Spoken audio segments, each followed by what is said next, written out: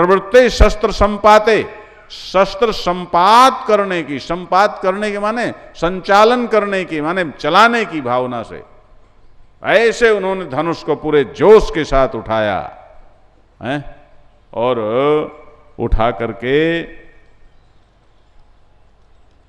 फिर उन्होंने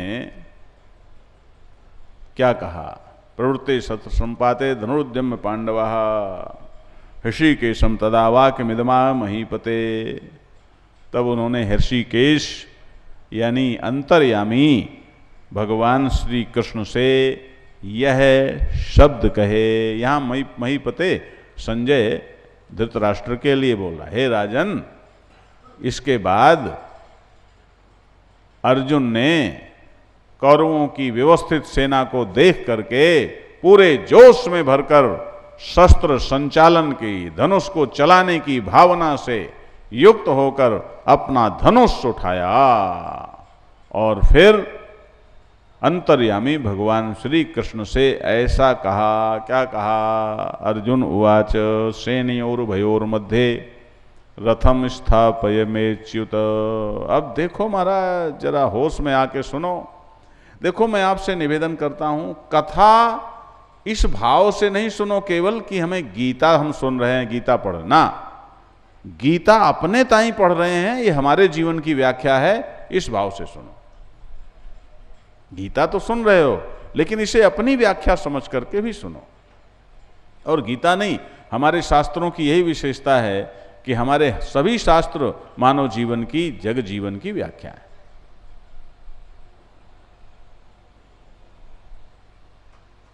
तो अब देखो, रणभूमि में अर्जुन की भी क्या स्थिति है कि वहां भी उसकी बुद्धि लूज नहीं हुई, बिलबिला नहीं गया। यही क्षत्रियत्व है, ध्यान देना। अरे बाबा, हम क्या बतावें, हमें ध्यान आ जाता है तो अपने भी उदाहरण दे देते हैं।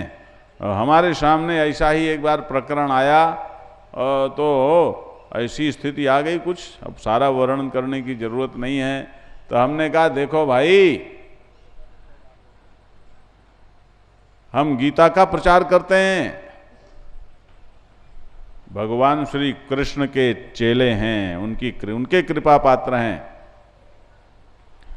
और अब महाभारत युद्ध के पहले के नहीं, वो हो चुका है। गीता हमारे हाथ में आ चुकी है, गीता माता की कृपा हो चुकी है। इसलिए वैसे तो चाहे हम मैदान छोड़ देते, लेकिन अब हम किसी कीमत में मैदान छोड़ने वाले नहीं हैं। हम तो डटेंगे, नहीं छोड़ेंगे मैदान, कुछ भी हो जाए। इससे क्या मतलब है? क्या होगा? हो क्या सकता है? अरे बाबा,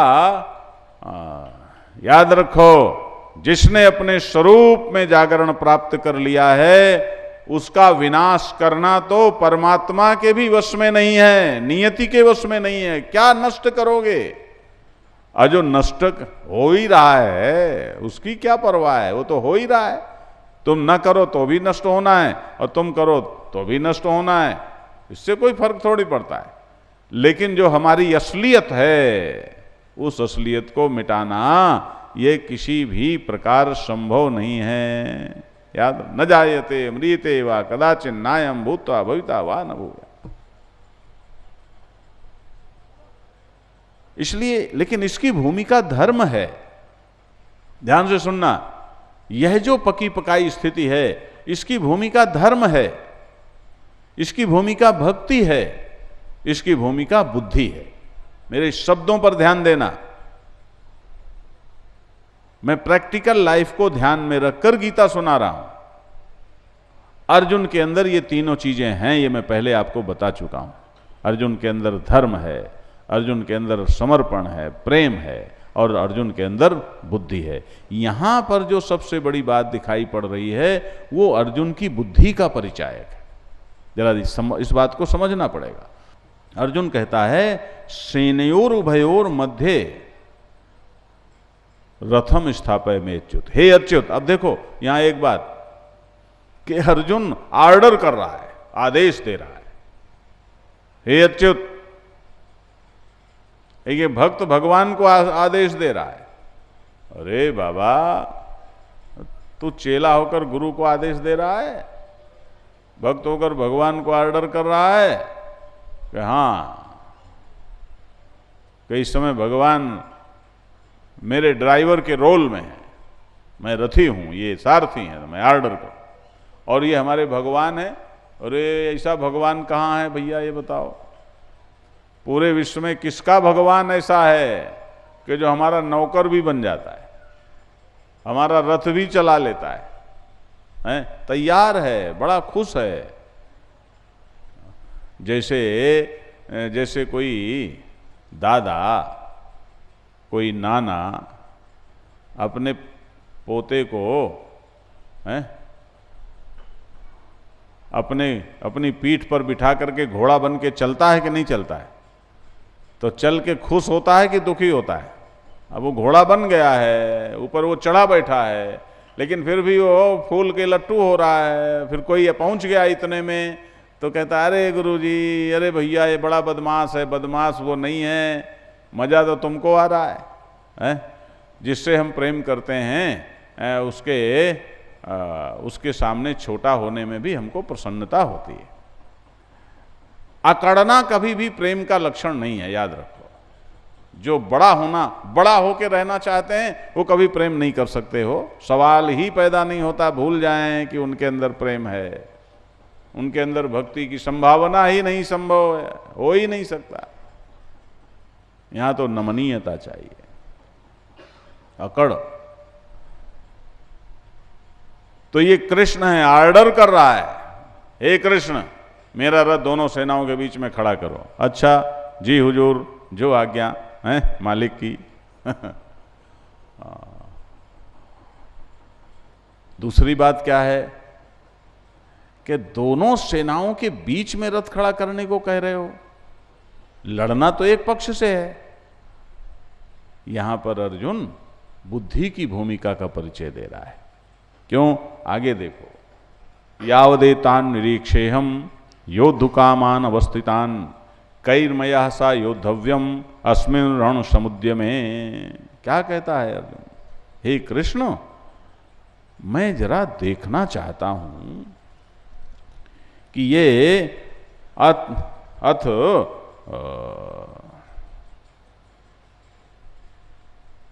कि यहां पर ये जो सारे के सारे लोग इकट्ठे हैं, जरा उनके बीच में मुझे देखना है। यावत अहम अवस्थितान योद्धुकामान एतान निरीक्षे,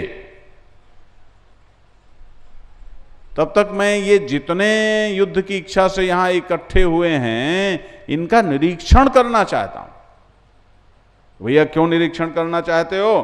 कि अस्मिन रण समुद्र में मया कई हिस्सा योद्धव्यम, कई इस महारणभूमि में, इस रण के महाव्यापार में, इस महायोजना में, इस किसके साथ मेरा युद्ध करना उचित है, जरा मैं ये देखना चाहता हूं। अब देखो बंधुओं माताओं, जरा ध्यान से सुनना आप लोग, ये तुम्हारे जीवन की बात है। एक होता है मन और एक होती है बुद्धि। जो तुम्हारी व्यष्टि चेतना, तुम्हारी इंडिविजुअल कॉन्शियसनेस, तुम्हारी अपनी चेतना किसी विषय से जुड़ करके और फिर तुम्हें प्रभावित करती है। तुम्हारी किसी इंद्रिय ने कोई वस्तु देखी, सुनी, चखी, छुई, और उससे जो महसूसियत जहां आती है, और उस महसूसियत का जो एक इफेक्ट है, वो प्रभाव है जो जिससे तुम प्रभावित होते हो, वो काम मन का है। ध्यान देना, वो मन का काम है।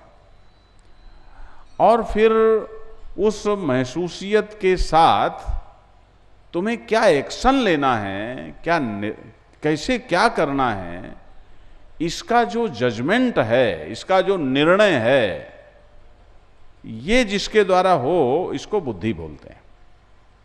बुद्धि ये निर्णयात्मिका शक्ति है। तो ये जो तुम्हारी बुद्धि है ये कैसी होनी चाहिए कि ये एकदम ऐसी ही होनी चाहिए जैसी यहां अर्जुन की बुद्धि है, कि ये बुद्धि कभी भी किसी पक्ष से चिपकनी नहीं चाहिए। ये सपक्ष होनी नहीं चाहिए। याद रखना, यदि तुम्हारी बुद्धि सपक्ष हो गई तो बुद्धि न रही, मन हो गया। दरअसल आप समझने की कोशिश करें, जो विद्वान लोग हैं वो तो समझते ही हैं कि आपकी अंतस चेतना ही, आपके भीतर जो आप चेतन अनुभव करते हो, अपना जानना अनुभव करते हो, जिंदापना अनुभव करते हो, वही मन है और वही बुद्धि है। कि मन कब है? कि जब तुम्हारी अंतस चेतना, तुम्हारे भीतर की चेतना जब किसी चीज से जुड़कर उसको महसूस करती है, उससे प्रभावित होती है, तो मन है। और जब एकदम अलग खड़े होकर के उसके बारे में सोचती है, अलग खड़े होकर के, न इससे अपने से चिपकती, न उससे चिपकती, न विषय से चिपकती, अलग खड़े होकर उसके बारे में सोचती है कि ये क्या है, इसके लिए मैं क्या करूं, इसके लिए क्या मेरा इसको ग्रहण करने में, इसको जीने में, छोड़ने में, पकड़ने में, व्यवहार करने में क्या सत्य कहता है, क्या धर्म कहता है, क्या नीति कहती है, मुझे क्या करना चाहिए। जब ये निर्णय तुम्हारी व्यष्टि चेतना लेने लगती है ना, तुम्हारी भीतरी चेतना लेने लगती है, तो वही बुद्धि हो जाती है। ध्यान देना। अब जब वो बिल्कुल सत्य की दृष्टि से, धर्म की दृष्टि से, नीति की दृष्टि से सकारात्मक विश्लेषण करती है, तो वो बुद्धि ही विवेक हो जाती है, वही विवेक बन जाता है। ध्यान देना।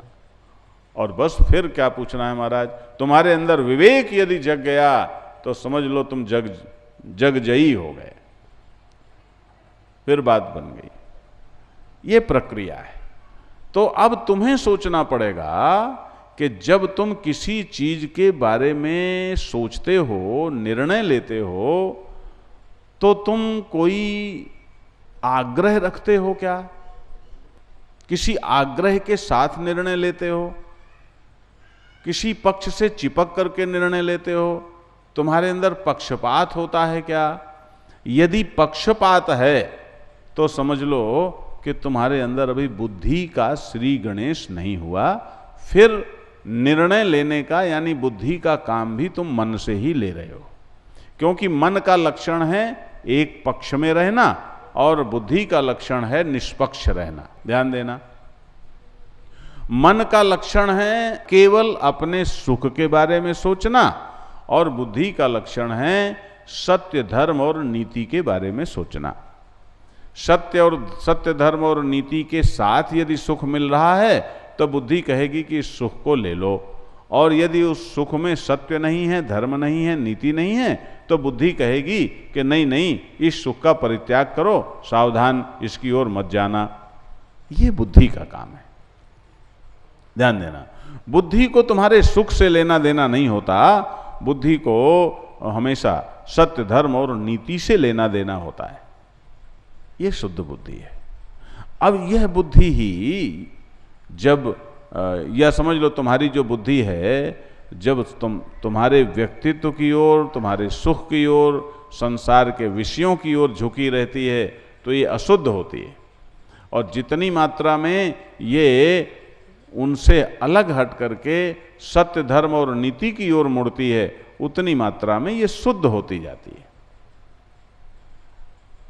ये बुद्धि है।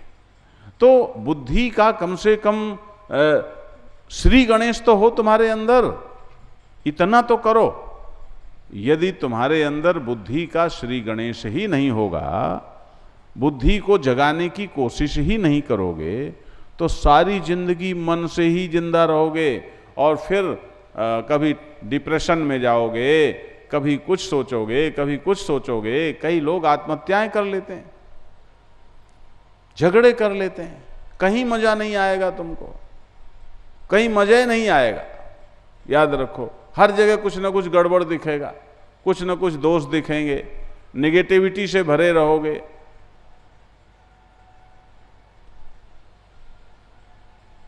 याद रखना, ये जो गीता की बुद्धि है ना, ये जरा विलक्षण है। मन, गीता के अनुसार मन के तल पर रहकर, गीता जिसको मन कहती है ना, आप कुछ भी कर सकते हो बाबा, कुछ भी कर सकते हो। पीएचडी, डीलिट, कोई पीएचडी कर लिया है किसी ने, इसका अर्थ ये नहीं है कि उसके पास वह बुद्धि है जो बुद्धि गीता जिसको बुद्धि कहती है। किसी ने डीलिट कर लिया है तो इसका अर्थ ये नहीं है कि वो गीता के अनुसार बुद्धिमान है, कि आपने पीएचडी कर ली, डीलिट कर ली, लेकिन आप निष्पक्ष हैं कि सपक्ष हैं? आप अपने ईगो का आग्रह रखते हैं कि नहीं रखते हैं? आपके अंदर नेगेटिविटी है कि नहीं है? यदि केवल सत्य, धर्म और नीति की दृष्टि से सकारात्मक सोच आप रखते हैं तो ही आप समझना कि आपके अंदर बुद्धि का जागरण हुआ है, अन्यथा आपने सारा मन का ही खेल, मन की ही द्वारा आपने बुद्धि का काम करके और ये सारी डिग्रियां प्राप्त कर ली। याद रखना, क्योंकि पढ़ने के लिए, अभ्यास करने के लिए तो मन ही होता है ना।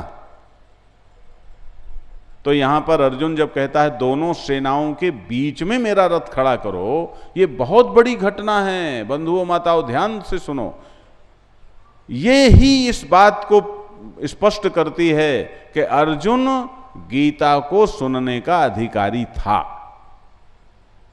जब वो कहता है दोनों सेनाओं के बीच में रथ खड़ा करो, मैं जरा देखना चाहता हूं कि किसके साथ मुझे युद्ध करना चाहिए, तो इसका अर्थ ये हुआ कि वह बुद्धि का परिचय दे रहा है कि मेरे पास बुद्धि है। मैं, ऐसा नहीं है कि किसी जो नहीं चाहिए वो भी मैं कर डालूंगा, जो नीति परक होगा। देखो, ये जो चाहिए शब्द है ना, ये नीति का परिचायक है। जो पूरी की पूरी एथिक्स, पूरा का पूरा नीति शास्त्र एक चाहिए शब्द में आ जाता है। अच्छा, मैं यदि बोलूं कि झूठ बोलना चाहिए तो ठीक है, बोलो भाई। मैं यदि बोलूं कि झगड़ा करते रहना चाहिए तो ठीक है क्या? नहीं ठीक है। जहां चाहिए शब्द जुड़ता हो, समझ लो वहां नीति है, वहीं नीति है। और जहां नीति है वहीं धर्म है, और जहां नीति और धर्म है वहीं सत्य है। तो अर्जुन क्या कहता है कि मैं जरा देखना चाहता हूं कि योद्ध किसके साथ, कैर्मया सह योद्धव्यम, किसके साथ मेरा युद्ध करना उचित है, किसके साथ मुझे युद्ध करना चाहिए। यहां अर्जुन ने बुद्धि की भूमिका का परिचय दिया। अब ये आप सभी जानते हैं कि अर्जुन ऐसा नहीं है कि दोनों सेनाओं के बीच में खड़ा होकर के वो जब देखेगा किसके साथ मुझे लड़ना है तो अपना भी पक्ष देखेगा कि नहीं यार, मैं पांडवों में तो मुझे कोई समझ में नहीं आ रहा है, मैं तो भीमे से लड़ूंगा। ऐसा नहीं है। वो अब युद्ध करने का जो नीतिपरक निर्णय है वो कौरव पक्ष को ही देख करके करेगा, लेकिन उसने अपना पक्ष छोड़ दिया, अपनी सीमा छोड़ दी, अपनी सीमा भी छोड़कर बीच में आ गया कि मैं निष्पक्ष होकर ये देखूंगा कि किसके साथ युद्ध करना चाहिए। किसी आग्रह से भरे हुए मैं नहीं देखूंगा किसके साथ युद्ध करना चाहिए। आप अच्छी तरह समझ रहे हो मेरी बात को? माने आग्रह शून्य होकर फिर आप सत्य का निर्णय कर सकते हैं, अन्यथा नहीं कर सकते हैं। और अर्जुन ने जब ऐसा कहा तो महाराज भगवान तो फिर बड़े, महाराज क्या पूछना है उनको। उसने जब भगवान से ऐसा कहा तो योत्समानान अवेक्षेहम यायेते यत्र समागताः धातराष्ट्रस्य दुर्बुद्धेर युद्धे प्रीचिकीर्षवः। साथ में ये भी कहता है कि मैं जरा देखूं तो सही कि ये जो इतना बड़ा सैलाब इकट्ठा है दुर्योधन के पक्ष में, तो दुर्योधन तो दुर्बुद्धि है, वो तो मूर्ख है।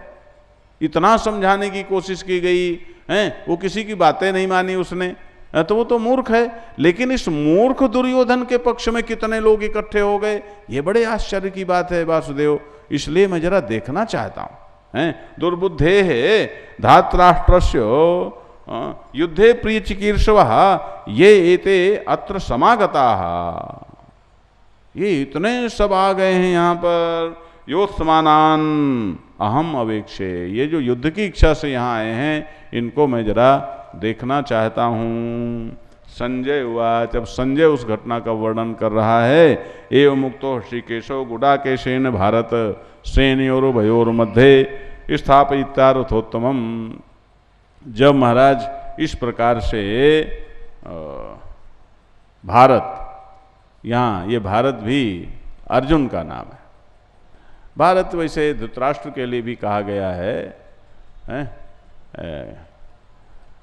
भरतवंशी के कारण भी भारत है, ज्ञान में रत होने के कारण भी भारत है, और भारत निष्ठ होने के कारण भी भारत है।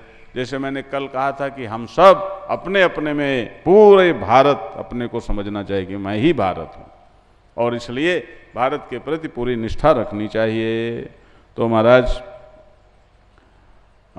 ऐसा कहने पर, और ये जो भगवान हैं उन्होंने दोनों सेनाओं के बीच में अर्जुन का रथ खड़ा कर दिया। लेकिन कहाँ खड़ा किया? भीष्म द्रोण प्रमुखतः सर्वेषां च महीक्षिताम उवाच पार्थ पश्यैतान समवेतान कुरुनीति।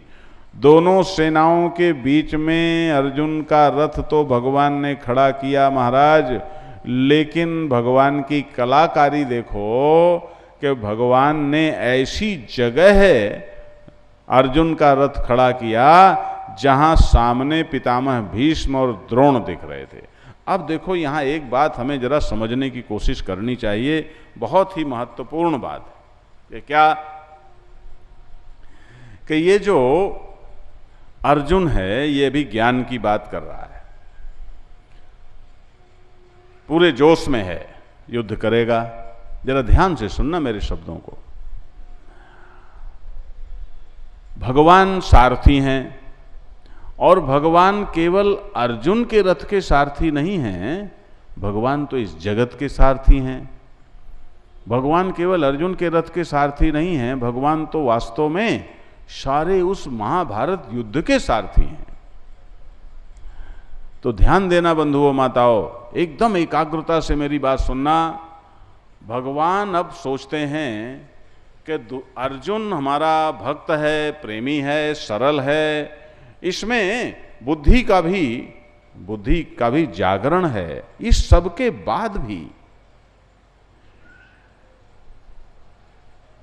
यह अर्जुन अभी उस विद्या को नहीं जानता है जिस विद्या के चलते इस महाभीषण, इस कर्म को, युद्ध कर्म को जो हिंसक है, इस स्वरूप से जो हिंसक है, इसको करने के बाद भी यह निष्पाप और निष्कलंक बना रहे, इसमें कर्म के फल के प्रभाव का लेप ना हो, भोक्तृत्व का बंधन ना हो, अभी ये इस विद्या को नहीं जानता है। अब कुछ लोग तो महाराज गीता को भी तोड़ने मरोड़, ये तो माई का लाल कोई नहीं है भारतवर्ष में जो कह दे हम गीता को नहीं मानते। मानना तो पड़ता है, लेकिन बहुत सारे संप्रदाय पैदा हो जाते हैं महाराज, और जब उनके चेले बहुत बढ़ जाते हैं, उनकी संख्या बहुत बढ़ जाती है, तो फिर वो अपने हिसाब से हर चीज़ को तोड़ने मरोड़ने की कोशिश करते हैं। तो मैं नाम नहीं लेता, एक संप्रदाय नया नया अभी पैदा हुआ है महाराज, और वो गीता को बहुत तोड़ने मरोड़ने की कोशिश करते हैं। वो कहते हैं गीता ये कृष्ण तो भगवान ने नहीं है, गीता तो भगवान ने कृष्ण ने नहीं सुनाई, गीता तो कोनो बाबा ने वो कृष्ण से सुनवाई, और गीता में तो सब प्रतीक योजना है, गीता में तो कहीं भी युद्ध की बात कही ही नहीं गई, भगवान युद्ध की बात कैसे करेंगे? अरे बाबा, युद्ध की बात नहीं करेंगे।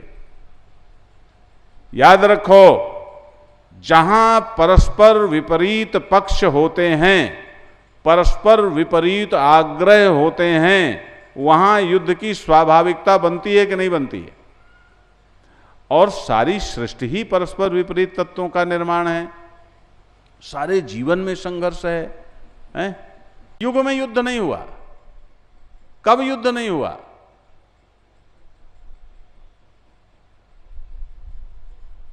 मैं अमेरिका में था तो मुझसे एक विद्वान ने पूछा कि आप धर्म की परिभाषा बताओ, अपनी परिभाषा बताओ। तो मैंने सहज भाव में कहा उनसे कि जो सहज है, स्वाभाविक है, लोकमांगलिक है, ऐसे आचरण विधान का ही नाम धर्म है। वो बड़े खुश हुए, अरे ये तो परिभाषा बहुत अच्छी है, सहज, स्वाभाविक और लोकमांगलिक आचरण विधान धर्म है, ये तो बड़ी परिपूर्ण परिभाषा है। लेकिन ये बताइए फिर हर युग में युद्ध क्यों हुआ? यदि धर्म सहज है, स्वाभाविक है, तो फिर युद्ध क्यों हुआ? तो मैंने उनसे कहा, महाराज ये जो मनुष्य है, मनुष्य की सहजता के मायने कुछ और हैं, पशु की सहजता के मायने कुछ और हैं। कि पशु की सहजता क्या है? कि बॉडी कॉन्शियस होना, ये पशु की सहजता है, स्वीकार्य है, स्वभाव है। क्यों? कि उसमें बॉडी कॉन्शियसनेस के बियॉन्ड होने की, देहाभिमान के परे जाने की संभावना ही नहीं मिलती। लेकिन मनुष्य में चूंकि देहाभिमान से ऊपर होने की, अपनी अंतस चेतना में जागने की, आत्म जागरण के, सेल्फ रियलाइज्ड होने की, सत्य को जान लेने की, भगवान को पा लेने की संभावना है। इसलिए मनुष्य की सहजता के मायने कुछ और है। मैं उदाहरण दिया करता हूं, जैसे गुलाब का फूल तभी गुलाब कहलाएगा जब वो पूरा खिल जाए। तो तुम्हारे अंदर जो अंतिम संभावना है वो अध्यात्म की है, तुम्हारे अंदर जो अंतिम संभावना है वो अपनी आत्मा में जगने की है, अपनी आत्मा को जानने की, अपनी आत्मा।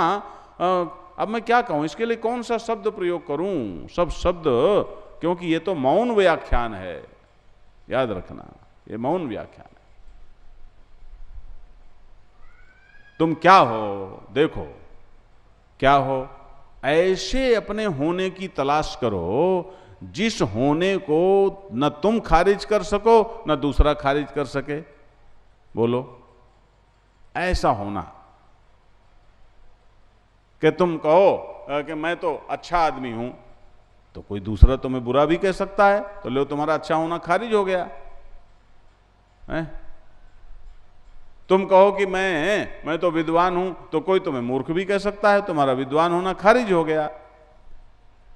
तुम कहो मैं ऐसा हूं, कुछ भी, ऐसे होने की तलाश करो जिसे न तुम खारिज कर सको न दूसरा खारिज कर सके।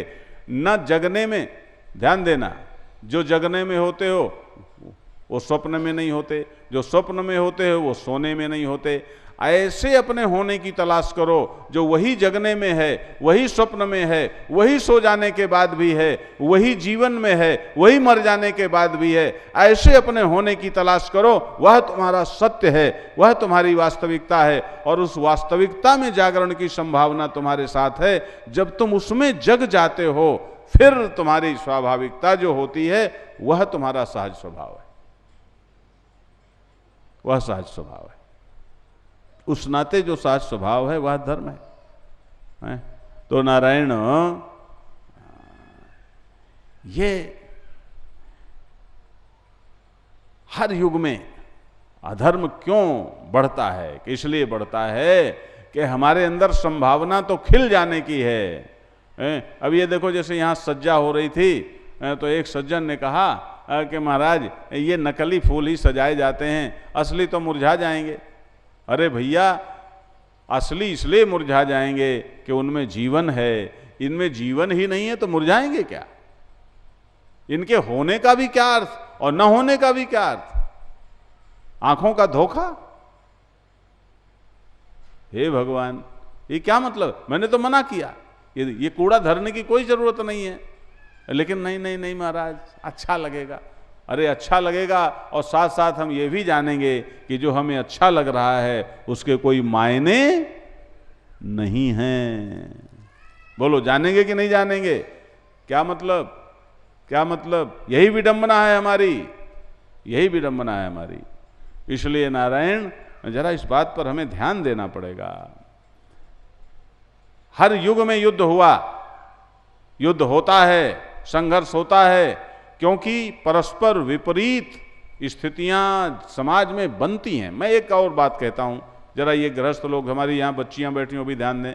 हर मनुष्य का ये स्वाभाविक, मनुष्य की ये स्वाभाविक प्रवृत्ति है कि वो जिसके साथ रहे वो चाहता है ये मेरे अनुरूप हो।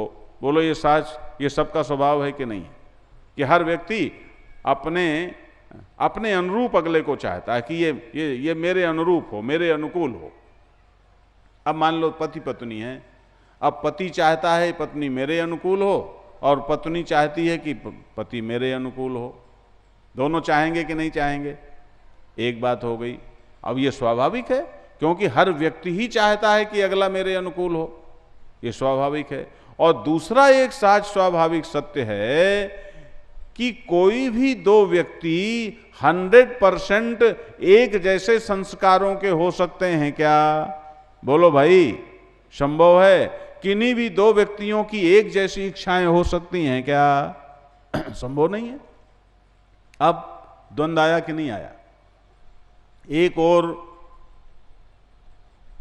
दोनों के संस्कार अलग, दोनों की अपेक्षाएं अलग, दोनों के दृष्टिकोण अलग, और दूसरी ओर दोनों का आग्रह ये कि अगला मेरे अनुकूल हो जाए, तो द्वंद्व आएगा कि नहीं आएगा? द्वंद्व आएगा। इस द्वंद्व का ही परिहार है समर्पण, धर्म, नीति, प्यार, प्रेम, यही है। इसीलिए हमारे यहां दाम्पत्य को धर्म से बांधा गया। ये धर्म तुम्हारे दोनों के बीच में समन्वय खड़ा कर देगा। ये धर्म, इसीलिए प्रेम की बात होती है। और एक चीज बाद में निकल करके आएगी, यदि तुम्हारे जीवन में प्रेम है, धर्म है, तो धीरे धीरे तुम्हारे अंदर उस सत्य का जागरण हो जाएगा जो सत्य तुम दोनों में, तुम तीनों में, तुम सब में, अनंत में एक ही है। किसी में वह सत्य अलग अलग नहीं है। लो बात बन गई, आनंद हो गया। तो भगवान श्री कृष्ण, ध्यान देना इस बात को, वह भी ये जानते हैं कि युद्ध अच्छा नहीं है। वह भी ये जानते हैं कि युद्ध में हिंसा ही होती है और हिंसा स्वरूप से पाप ही है, किसी के प्राण लेना। लेकिन युद्ध होगा। इतना बचाने की कोशिश की तो भी युद्ध की स्थिति आई, क्योंकि दुर्योधन मनमुखी धर्म मानता है। दुर्योधन का अपना, आप सड़क में अपने नियम से जा रहे हो, लेकिन अगला बेनियम चलने वाला आपकी कार से, आपकी गाड़ी से आकर टकरा जाए तो आप क्या करोगे? बोलो, क्या करोगे? आप तो नियम से जा रहे थे, आप तो कानून का पालन कर रहे थे, लेकिन फिर भी एक्सीडेंट हो जाते हैं। ज्यादातर ऐसा ही होता है।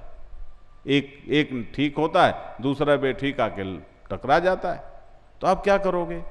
तो भगवान ऐसा फलसफा, ध्यान देना बंधुओं माताओं, हमारे ऊपर, आपके ऊपर करुणा करके, सारे जगत के ऊपर करुणा करके अर्जुन को माध्यम बनाकर भगवान ऐसा फलसफा देना चाहते हैं कि जिस फलसफा के द्वारा आप युद्ध करते हुए भी पाप से बचे रहें, जिस फिलॉसफी के द्वारा, जिस ज्ञान के द्वारा आपको युद्ध जैसे भीभत्स कर्म की विकटता, विकरालता प्रभावित ना करे, ये देना चाहते हैं।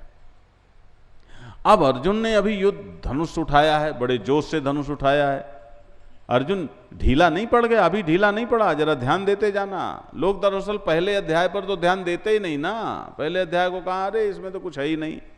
ये जो बाबूजी लोग नारायण गीता की स्टडी लगाते हैं ना, लाइब्रेरी में बैठकर, घर में बैठकर चाय की चुस्कियां लेते हुए गीता की जो स्टडी लगाते हैं, ओ बाबा 3 काल में कभी गीता तक नहीं पहुंचेंगे।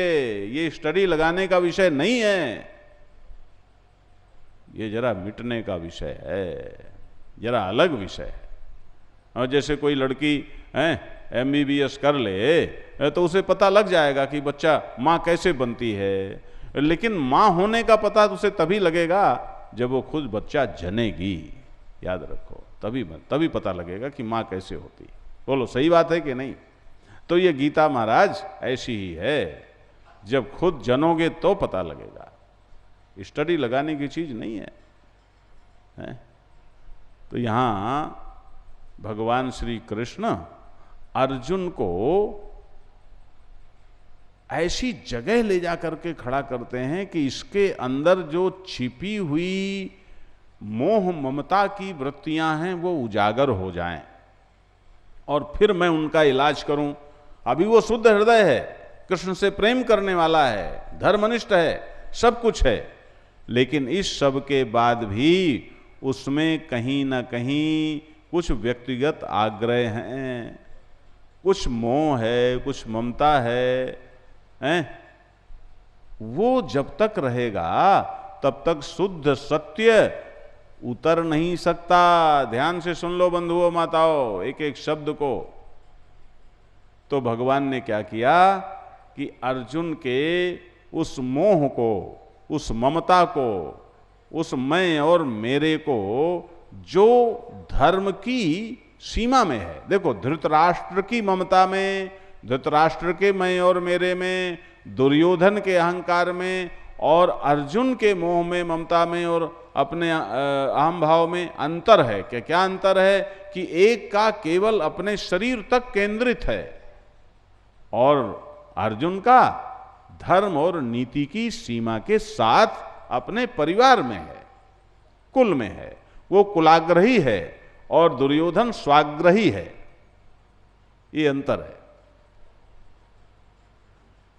तो नारायण ये जो भगवान हैं ये अर्जुन का रथ खड़ा तो करते हैं बीच में, लेकिन कहाँ खड़ा करते हैं? अब सेना का तो बहुत बड़ा पार्ट रहा होगा, यहाँ से वहाँ तक सेना ही सेना खड़ी है महाराज। हाँ, ऐसे थोड़े आज की तरह गड्ढे खोद खोद के उसमें घुस गए फिर फुट फुट फुट फुट राइफलें चलाते हैं, ऐसे नहीं होती थी लड़ाई। तो कहीं खड़ा कर सकते थे। अब आप लोग देखो जो कहते हैं अरे अर्जुन ढीला पड़ गया, अर्जुन युद्ध, कई तो मूर्ख ऐसे भी कहते हैं कि अर्जुन तो युद्ध नहीं करना चाहता था, लेकिन कृष्ण ने युद्ध करा दिया और सत्यानाश कर डाला इस देश का।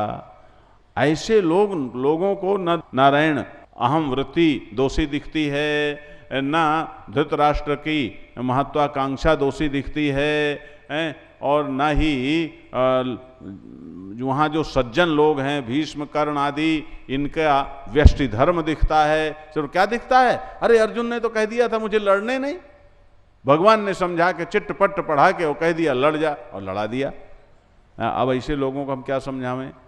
अरे बाबा ऐसा नहीं है। ऐसा होता तो जब अर्जुन ने पूरे जोश में धनुष उठाता था तो भगवान अर्जुन का रथ ले जाते दुशासन के सामने।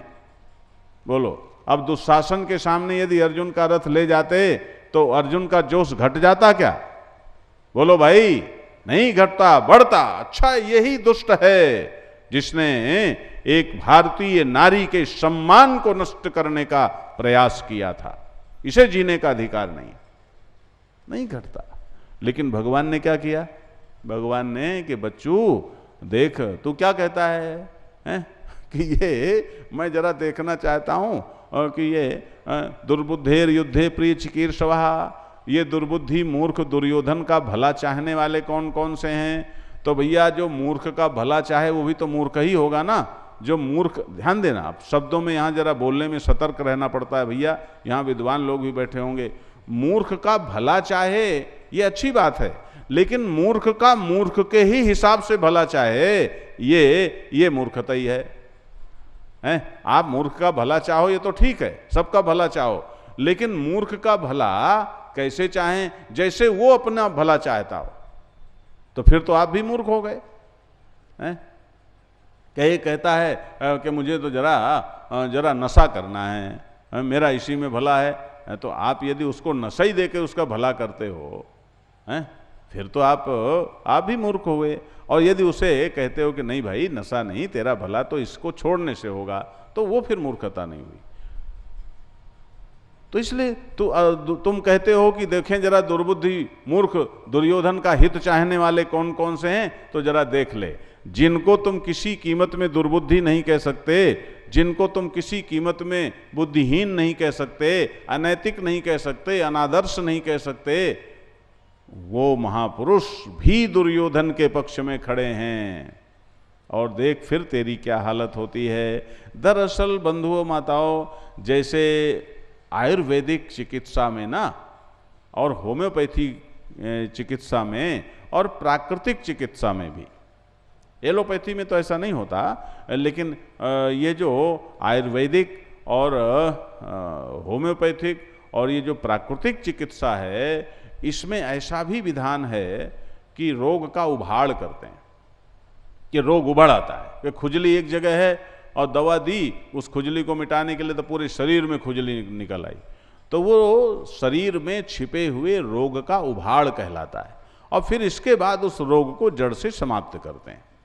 तो भगवान ने अर्जुन को यदि वह ज्ञान देना है, ध्यान देना, इस पूरे विश्व की समस्या है, ये थी, है और रहेगी, ये मानवीय समस्या है, ये मानवीय विचारणा की समस्या है कि क्या, कि भैया युद्ध नहीं चाहिए, कोई युद्ध पसंद नहीं करता, लेकिन फिर भी युद्ध आ ही जाता है दरवाजे पर, युद्ध करना ही पड़ता है, तो क्या इलाज है इसका? शांति चाहिए लेकिन युद्ध आ जाता है, इलाज क्या है इसका? कोई जवाब नहीं दे पाया, ये श्री कृष्ण जवाब देते हैं। श्री कृष्ण वो फलसफा युद्ध के ही मैदान में निकाल करके देते हैं, और उसके लिए अर्जुन की भूमिका बना रहे हैं। तो पहली भूमिका बुद्धि की चाहिए, वो तो उसने बता दी कि दोनों उस पक्ष को, अपने पक्ष को भी छोड़कर बीच में आ गया, ये अर्जुन की बात है, ये तुम्हारी बात होनी चाहिए, फिर कृष्ण की कृपा होगी, फिर गुरु की कृपा होगी। यदि तुम्हारे अंदर बुद्धि का ही श्री गणेश नहीं हुआ तो भूल जाओ कि कुछ भी हो सकता है, ये गीता जीवन में उतरेगी। तो थोड़ा निष्पक्ष होने की चेष्टा करो। अब महाराज भगवान ने अर्जुन का रथ जब भीष्म और द्रोण के सामने खड़ा किया तो क्या हाल हो गया। अब उसने जब भीष्म और द्रोण इन दोनों को देखा सामने, तो फिर तो एकदम उसका गियर चेंज हो गया। ध्यान देना, दृष्टि चेंज हो गई। जैसी दृष्टि वैसी सृष्टि होती है भला, ये हमारे यहाँ एक वेदांत का सिद्धांत भी है।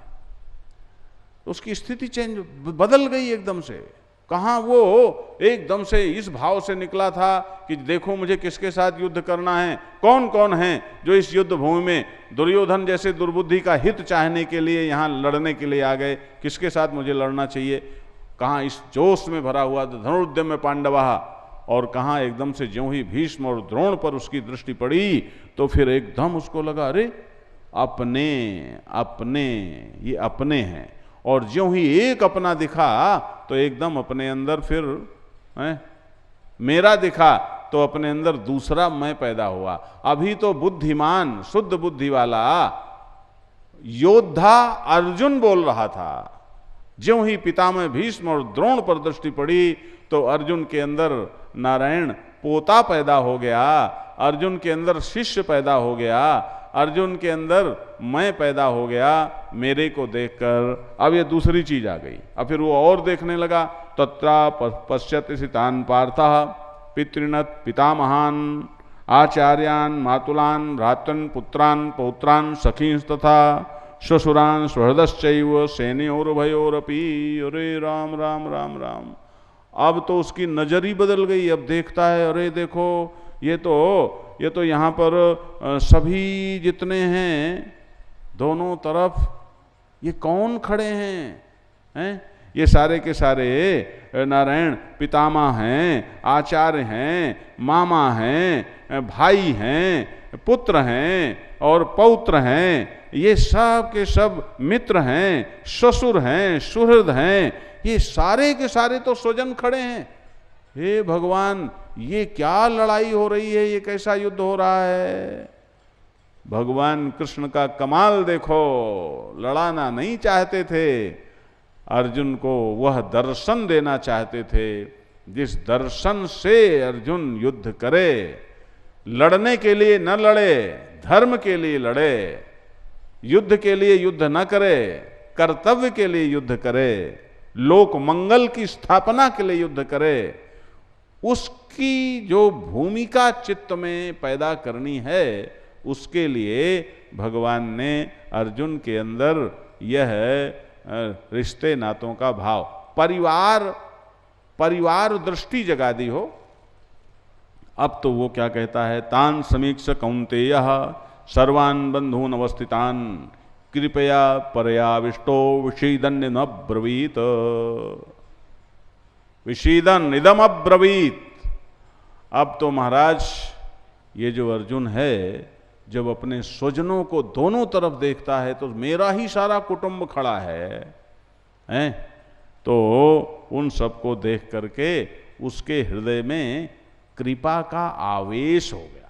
अब यहाँ एक बात ध्यान देना, इस कृपया शब्द का जो अर्थ है, जो किताब हमने आपको बांटी है, इसमें लिखा है तान अवस्थितान सर्वान बंधून समीक्ष्य सह कौन्तेयः परम कृपया आविष्टः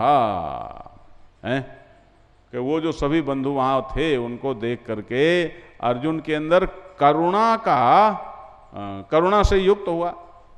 लेकिन जरा यहां विचार करना पड़ेगा। देखो भाई, सबका अपना अपना विचार होता है, लेकिन हमें थोड़ा चिंतन करना है। जो करुणा है ना, करुणा शब्द है वो अपने आप में बहुत बड़ा है। करुणा क्या होती है, ज्यादा समय भी नहीं है। करुणा क्या होती है? ये जो करुणा है महाराज, ये सर्वात्म भावी भाववृत्ति है। सर्वात्म भावी भाववृत्ति का मतलब क्या हुआ कि जब मैं सब में स्वयं को देखता हूं, ध्यान से सुनते जाना, जब मैं सब में स्वयं को देखता हूं अपने जैसा ही, आत्मौपम्येन सर्वत्र समम पश्यति अर्जुन, गीता में ही आया है, आत्मवत् सर्वभूतेषु यह पश्यति स पश्यति। जब मैं सबको अपनी आत्मा के ही रूप में देखता हूं और किसी का भी दर्द मेरे अंदर दर्द पैदा कर देता है और मैं उससे व्यथित हो जाता हूं, उस भाव का, उस भावना का, उस भाववृत्ति का नाम करुणा है। वहां मेरा कोई स्वार्थ नहीं होता, कुछ लेना देना नहीं होता। मैं आपको दो उदाहरण देता हूं।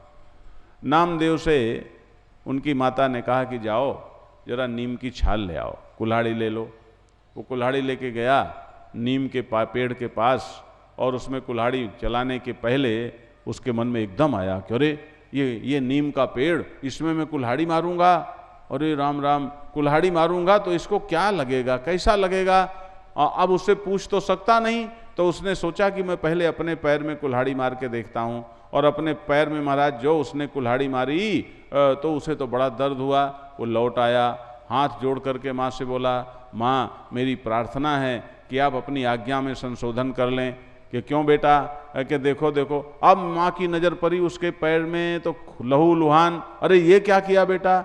उसने कहा, माँ मैंने नीम के पेड़ में कुल्हाड़ी चलाने के पहले उसे कितनी पीड़ा होगी इसका आकलन करने के लिए अपने पैर में कुल्हाड़ी चलाई, तो माँ मुझे तो बहुत पीड़ा हो रही है, आप संशोधन कर लो। नीम के पेड़ को नारायण कष्ट देना यह है हमारे लिए उचित नहीं है माता। हमें जिस दवा के लिए नीम की छाल चाहिए वो भले ही हम कष्ट सह लेंगे, लेकिन नीम को कष्ट क्यों देना? ये करुणा है, ये करुणा है। यहां सर्वात्म भाव मूल में है, यहां नीम में भी अपने को देखने की भावना है। ये जन्मजात उसके अंदर था। ध्यान, ये करुणा है। दूसरा उदाहरण देता हूं, आपने सुना होगा बुद्ध के समय में अंगुलीमाल नाम का एक डाकू था। बड़े बड़े राजाओं, बड़ी बड़ी सेनाओं ने उसका कुछ बिगाड़ नहीं लिया, और वो बड़ा विलक्षण सिरफिरा डाकू था। उसका एक ही काम था, लोगों को पकड़ना और उसकी उंगलियां काट लेना, और उंगली काट करके और फिर उन उंगलियों का माला बनाकर पहनना, और जब उसके 100 उंगलियां हो जाती तो उस माले को पेड़ में लटका देना और फिर दूसरा माला बनाना शुरू करना। ऐसा सिरफिरा। तो सब उससे परेशान थे, पूरा बहुत बड़ा इलाका भयभीत था, राज सेनाएं भी कुछ कर नहीं पाई उसका। तो महाराज उस समय गौतम बुद्ध ने कहा, अरे अंगुलीमाल भी व्यक्ति है, उसके अंदर भी वह सारी संभावनाएं हैं जो शाश्वत संभावनाएं होती हैं। मैंने आपसे कल के प्रवचन में कहा था और परसों के भी प्रवचन में कहा था कि बुराई हमारी सच्चाई कभी हो ही नहीं सकती, अच्छाई ही हमारी सच्चाई है। कोई भी व्यक्ति की वास्तविकता कभी भी बुराई नहीं हो सकती, वास्तविकता हमेशा अच्छाई ही होती है। बुराई आयातित है, बुराई विजातीय है, किसी की भी जाति बुराई नहीं है। बुराई विजातीय तत्व है जो संस्कारों से तुम्हारे अंदर प्रवेश कर जाती है, जो नारायण तुम्हें कभी पकड़ नहीं सकती, तुम्हें छोड़कर जाना ही पड़ेगा उसको। तुम लगातार चाहो कि तुम क्रोधी रहो, क्रोध विकार में रहो, तो लगातार तुम